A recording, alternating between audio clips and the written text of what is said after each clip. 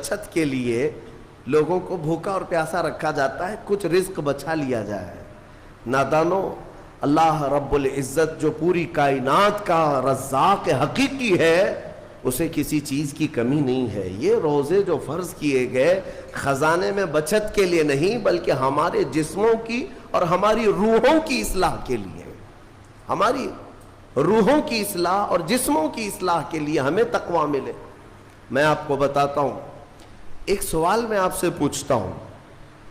आज रमजान में ये बहुत जरूरी है, क्योंकि रमजान होने के बाद भी सबको पता है कि चांद दिखते ही अल्लाह शैतानों को कैद कर लेता है, ये सबको पता है।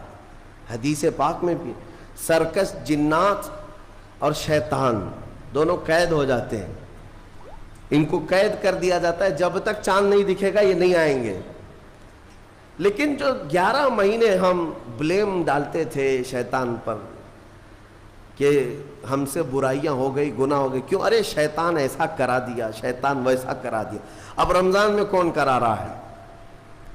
शैतान तो है नहीं, फिर फजर में सोता क्यों है? बगैर नमाज पढ़े टांग फैलाए वैसी नमाज कज़ा कर रहे। कौन सा शैतान तुम्हें सुलाया? अभी तो शैतान है नहीं।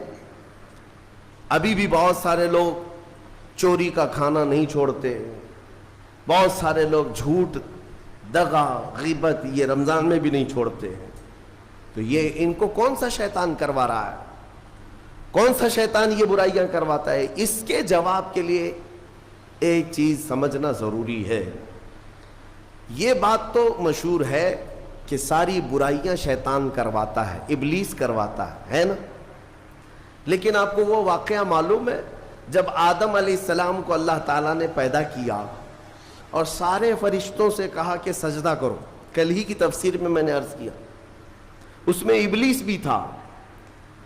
इब्लीस भी उस वक्त बहका हुआ नहीं था, गुमराह नहीं था, वो अच्छा था। इब्लीस तो बहुत इबादत करने वाला था अल्लाह ताला को। तो उसने अल्लाह के हुक्म को टाल कर आदम को सजदा नहीं किया, गुरूर में खड़ा रहा, नाफरमानी किया। तो अब मैं ये सवाल करता हूं कि हर एक को गुमराह करने वाला शैतान है, तो शैतान को किसने गुमराह किया था?